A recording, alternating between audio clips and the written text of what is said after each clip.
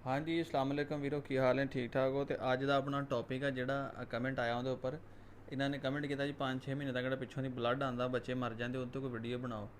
तो इनू इंग्लिश के कहते हैं पारवो। ठीक है, ये पारवो होंदा क्यों आ? ये छोटे बच्चे जोड़े आ, सब तो पहले तो असं इन्होंने वैक्सीन नहीं करवाने। दूसरे नंबर पर अभी वैक्सीन करने तो बाद भी जोड़ा असं इन्होंने दुध नहीं ना पाउणों हटते। दुध कुत्ते की खुराक नहीं हैगी। ठीक है, कुत्ते की खुराक है जी गोश्त आ। ਤੁਸੀਂ ਹੁਣ ਬੱਚੇ ਨੂੰ ਗੋਸ਼ਤ ਪਾਉਣ ਤੋਂ ਕਈ ਲੋਕ ਡਰਦੇ ਆ ਕਿ ਅਸੀਂ ਇਹਨੂੰ ਕਿਸ ਤਰ੍ਹਾਂ ਪਾਈਏ, ਇਹਨੂੰ ਕੀਮਾ ਦੇ ਸਕਦੇ ਹਾਂ। ਜਦੋਂ ਮਾਂ ਦਾ ਦੁੱਧ ਤੋਂ ਲੈਦਾ ਹੋਵੇ ਫਿਰ ਦੁੱਧ ਨਾ ਪਾਓ, ਦਹੀਂ ਇਸਤੇਮਾਲ ਕਰਾਓ, ਉਹਨੂੰ ਸਿਰਲੈਕ ਵਗੈਰਾ ਦਿਓ।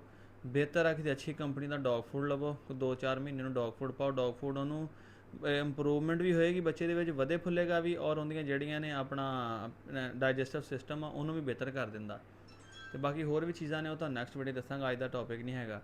ਤੇ ਦੂਸਰੀ ਗੱਲ ਇਹ ਹੈ ਕਿ ਜਿਸ ਬੰਦੇ ਨੂੰ ਜਨਾਬ ਵਾਲੀ ਕੋਈ ਪਰਸਨਲ ਆਪਣਾ ਹੋਵੇ ਗੱਲਬਾਤ ਕਰਨੀ ਹੈ ਜਾਨਵਰ ਦੇ ਮੁਤਲਕ, ਤੇ ਉਹ ਭਾਈ ਜੀ ਜਿਸ ਨੰਬਰ ਤੇ ਮੇਰਾ WhatsApp ਬਣਿਆ ਇਸੇ ਨੰਬਰ ਤੇ ਮੇਰਾ ਈਜ਼ੀ ਪੈਸਾ ਵੀ ਹੈ। 2000 ਮੈਨੂੰ ਈਜ਼ੀ ਪੈਸਾ ਕਰੇ, ਫਿਰ ਮੈਂ ਉਹਨੂੰ ਡਿਟੇਲ ਨਾਲ ਦਾ ਕੇਸ ਡਿਸਕਸ ਕਰਕੇ ਉਹਨੂੰ ਸੁਣ ਕੇ ਉਹਨੂੰ ਜਵਾਬ ਦਾਂਗਾ।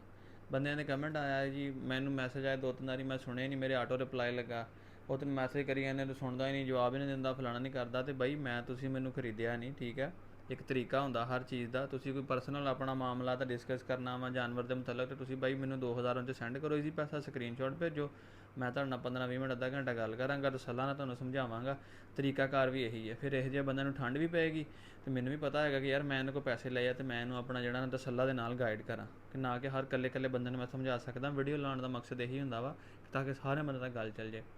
ਤੇ ਚੱਲਦੇ ਹਾਂ ਜੀ ਟਰੀਟਮੈਂਟ ਦੀ ਤਰਫ। ਤੇ ਸਭ ਤੋਂ ਪਹਿਲੇ ਤੇ ਇਹ ਟਰੀਟਮੈਂਟ IV ਥੈਰੇਪੀ ਲੱਗਦੀ ਇਹਨੂੰ। ਠੀਕ ਹੈ, ਯਾਨੀ ਤੁਸੀਂ ਇਹਨੂੰ ਨਾੜ ਦੇ ਜ਼ਰੀਏ ਥੈਰੇਪੀ ਦੇਣੀ ਹੈ, ਲਿਕੁਇਡ ਥੈਰੇਪੀ ਚੱਲਣੀ ਹੈ, ਉਹਦੇ ਨਾਲ ਇਹਨੇ ਜ਼ਿੰਦਾ ਰਹਿਣਾ ਵਾ। ਤੁਸੀਂ ਇਹਨੂੰ ਖਾਣ ਪੀਣ ਨੂੰ ਕੋਈ ਚੀਜ਼ ਨਹੀਂ ਦੇਣੀ, ਜ਼ੋਰ ਜ਼ਬਰਦਸਤੀ ਤਾਂ ਬਿਲਕੁਲ ਨਹੀਂ ਕਰਨੀ। ਜਿਹੜੀ ਜ਼ੋਰ ਜ਼ਬਰਦਸਤੀ ਨਾਲ ਛੇਤੀ ਤਾਂ ਨੂੰ ਜਾਂਦੇ ਆ, ਕਿਉਂਕਿ ਜਦੋਂ ਇਹ ਕਰਦੇ ਨਾ ਆਪਣਾ ਇਹਨਾਂ ਦੀ ਨਾੜ ਖੁਰਾਕ ਵਾਲੀ ਨਾੜੀ, ਸਾਂਸ ਵਾਲੀ ਨਾਲੀ 'ਚ ਖੁਰਾਕ ਲੱਗ ਜਾਂਦੀ ਹੈ।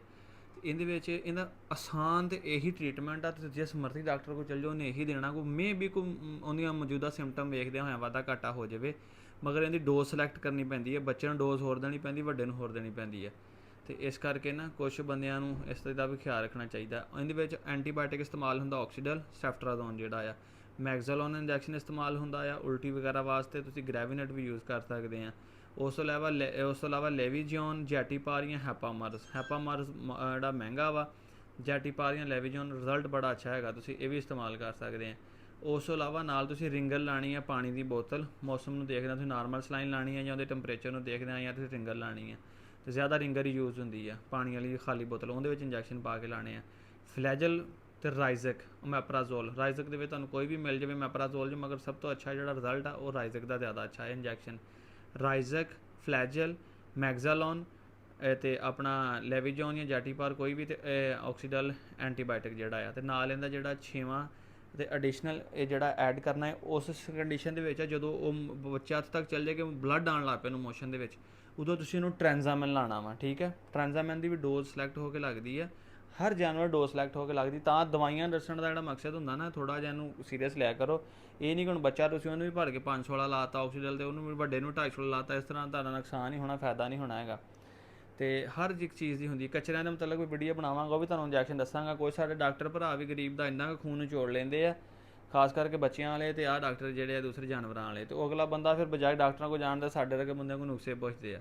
ਇਹੀ ਤਰੀਕਾ ਇਸਤੇਮਾਲ ਹੁੰਦਾ ਵਾ, ਸੁਬਹ ਸ਼ਾਮ ਲੱਗਣਾ ਵਾ, ਸੁਬਹ ਸ਼ਾਮ, ਸੁਬਹ ਸ਼ਾਮ, ਸੁਬਹ ਸ਼ਾਮ। ਜਿੰਨੇ ਦਿਨ ਤੱਕ ਉਹ ਖਾਂਦਾ ਨਹੀਂ ਨਾ ਖੁਦ, 4 ਦਿਨ, 5 ਦਿਨ, 6 ਦਿਨ ਤੁਸੀਂ ਜਾਰੀ ਰੱਖੋ। ਇਨਸ਼ਾਅੱਲਾ ਤੁਹਾਡਾ ਬੱਚਾ ਵਾ ਜਾਂ ਵੱਡਾ ਵਾ ਸਰਵਾਈਵ ਕਰ ਜਾਏਗਾ।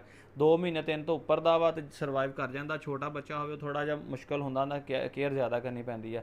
ਬਾਕੀ ਪਾਰਵ ਵੱਡਿਆਂ ਨੂੰ ਵੀ ਹੋ ਜਾਂਦਾ, ਛੋਟਿਆਂ ਨੂੰ ਵੀ ਹੋ ਜਾਂਦਾ ਹੈਗਾ। ਇਹ ਟਰੀਟਮੈਂਟ ਆ, ਦੋਸਤਾਂ ਨਾਲ ਸ਼ੇਅਰ ਕਰ ਦਿਓ, ਕਿਸੇ ਨੂੰ ਨਹੀਂ ਪਤਾ। ਨਾੜ 'ਚ ਲੱਗਣਾ ਵਾ, ਤੁਸੀਂ ਨਹੀਂ ਲਵਾ ਸਕਦੇ, ਕਿਸੇ ਡਾਕਟਰ ਕੋਲ ਸੂਈ ਲਗਵਾ ਲਵੋ। ਠੀਕ ਹੈ, ਡੋਜ਼ ਜਿਹੜੀ ਹੈਗੀ ਉਹਦੀ ਮੈਜਰ ਕਰਵਾ ਲਓ, ਅਤੇ ਤੁਸੀਂ ਆਪ ਘਰ ਦੇ ਵਿੱਚ ਡ੍ਰਿਪਾਂ ਲਾ ਕੇ ਸੁਬਹ ਸ਼ਾਮ ਜਾਨਵਰ ਨੂੰ ਬਚਾਓ। ਤੁਹਾਡਾ ਇਨਸ਼ਾਅੱਲਾ 3-4 ਹਜ਼ਾਰ 5 ਹਜ਼ਾਰ 'ਚ ਸਾਰਾ ਤਰ੍ਹਾਂ ਟਰੀਟਮੈਂਟ ਹੋ ਜਾਣਾ ਹੈਗਾ, ਅਤੇ ਤੁਹਾਡਾ ਜਾਨਵਰ ਜਿਹੜਾ ਸਰਵਾਈਵ ਕਰ ਜਾਏਗਾ। ਵੀਡੀਓ ਅੱਛੀ ਲੱਗੀ ਹੋਈ ਤਾਂ ਸ਼ੇਅਰ ਕਰਿਓ, ਸਦਕਾ ਜਾਰੀ ਸਮਝ ਕੇ ਦੁਆਵਾਂ 'ਚ ਯਾਦ ਰੱਖਿਓ। ਫਿਰ ਅੱਲਾ ਹਾਫਿਜ਼।